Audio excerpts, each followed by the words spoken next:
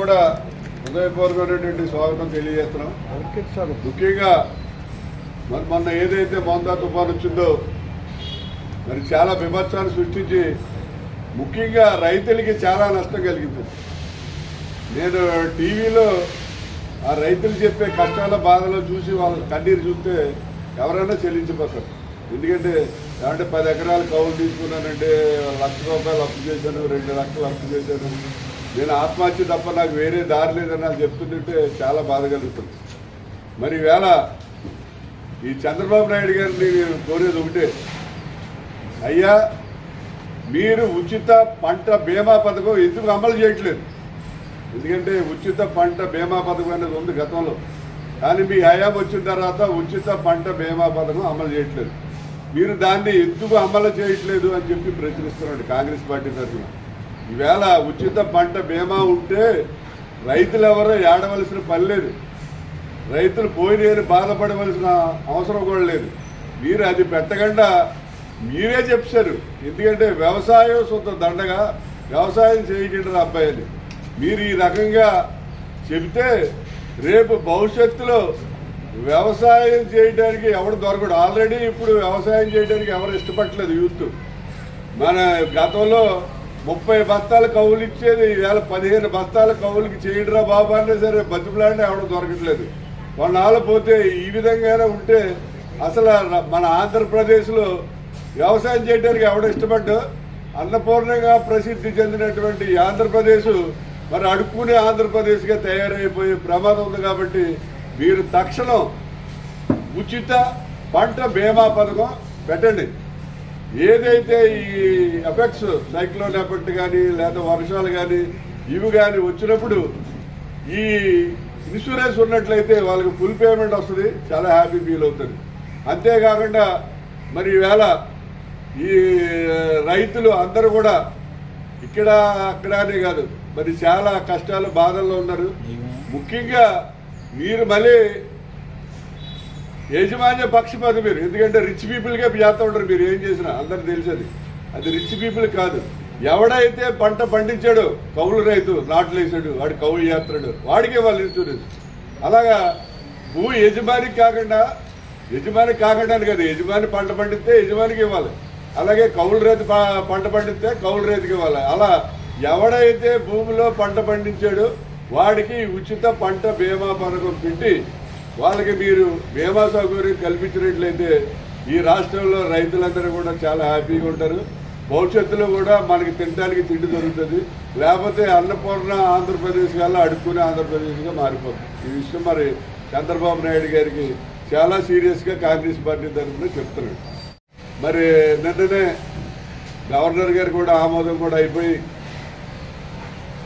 ముష్టి వాళ్ళు అడుక్కోకూడదని ఒక జీవో ఇచ్చారు. చాలా సంతోషం. ఎందుకంటే ముష్టి వాళ్ళు అడుక్కోకూడదు అనే దాంట్లో నేను కూడా ఒకడిని, అలా అడుక్కోకూడదని మన chief justice supreme court chief justice Ramana గారు చెప్పారు. ఏంటంటే ఎవడో కూడా అడుక్కోవాలని కోరుకోడంటే వాడి కర్మ కాలి వాడి దురదృష్టం కొలితే అడుక్కుంటాడు తప్ప అడుక్కోవాలని ఎవడో అనుకుంటే చెప్పి ఆయన సుప్రీంకోర్టు చీఫ్ జస్టిస్గా ఉండగానే చెప్పాడు. నిజంగా కూడా వాస్తవం అంతే. మనం ఎవరిని అడుక్కోవాలని కోరుకోకూడదు, అందరూ హ్యాపీగా ఉండాలని కోరుకోవాలి. అలా ఎవడో అడుక్కోకూడదని కోరుకునే వాళ్ళు నేను ఒకడిని.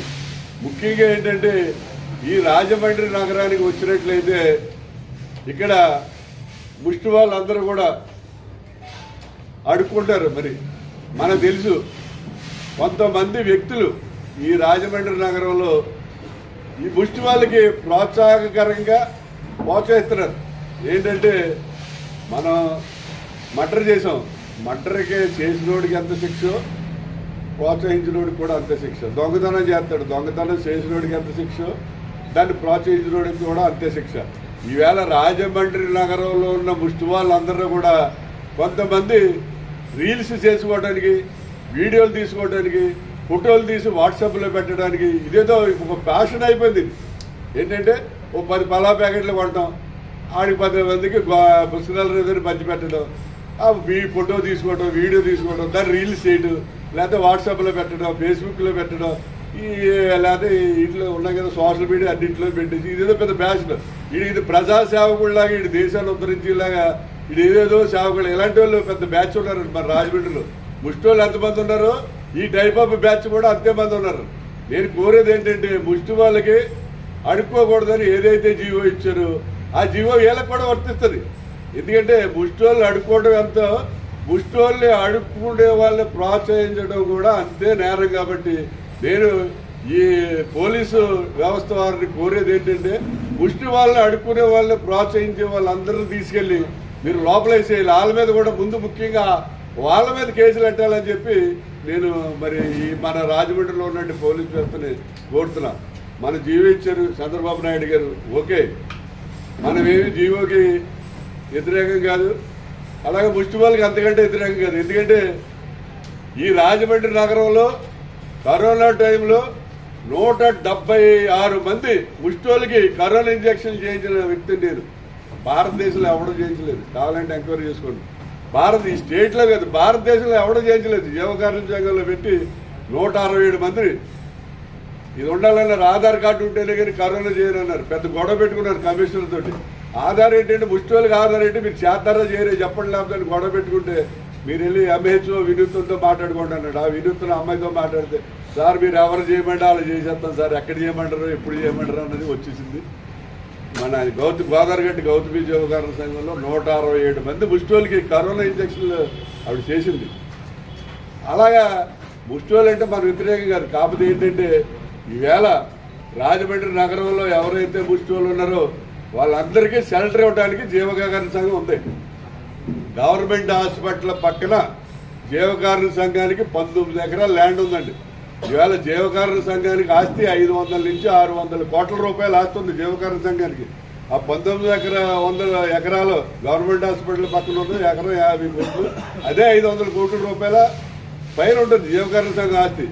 ఈ రాజమండ్రిలో ఉన్న భిక్షగాళ్ళకే కాదు, ఈ రాష్ట్రంలో ఉన్న భిక్షగాళ్ళందరూ తీసుకొచ్చి అక్కడ పెట్టినా సరే పోషించగల కెపాసిటీ గౌతమి జీవకారుణ సంఘానికి ఉంది.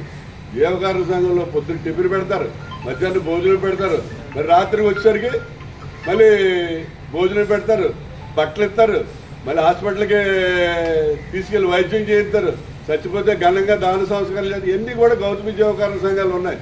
ఎవరైనా ఈ రాజమండ్రి సిటీలో దాన ధర్మాలు చేయాలి, ముష్టికి పెట్టాలనుకుంటే జీవకారుణ సంఘాలు పెట్టాలండి. అక్కడ ఇవ్వండి, మీరు ఎంత డొనేషన్ ఇవ్వాలనుకుంటారు, 1 లక్ష రూపాయలు ఇచ్చి రీల్ తీయించుకోండి, పేపర్లు వేయించుకోండి, మేము హ్యాపీ, మేము కూడా వస్తాం ఆ టైంకి. అబ్బో పలానా ఆయన జీవకారుణ సంఘానికి 1 లక్ష రూపాయలు డొనేషన్ ఇచ్చాడు. అలాగే అక్కడ 19 ఎకరాల ల్యాండ్ ఉంది. 19 ఎకరాల్లోనే ఎంతమంది ముష్టి వాళ్ళైనా సరే మనం అకామిడేట్ చేయొచ్చు. నా కోరిక ఒకటే, పుష్కరాల నాటికి రాజమండ్రి ప్రజలు గోదావరి నదిలో స్నానం చేసి అదే నీటితో ఆస్నానం చేయాలి. అది నా మొదటి కోరిక. రెండో కోరిక ఏంటంటే రాజమండ్రిలో గోదావరి స్థానాలకు వచ్చిన పుష్కరాల గోదావరి స్థానాలకు వచ్చిన వారికి ఎవరికి కూడా భక్తులకి ముష్టి వాళ్ళ వల్ల ఇబ్బంది కలగకూడదు.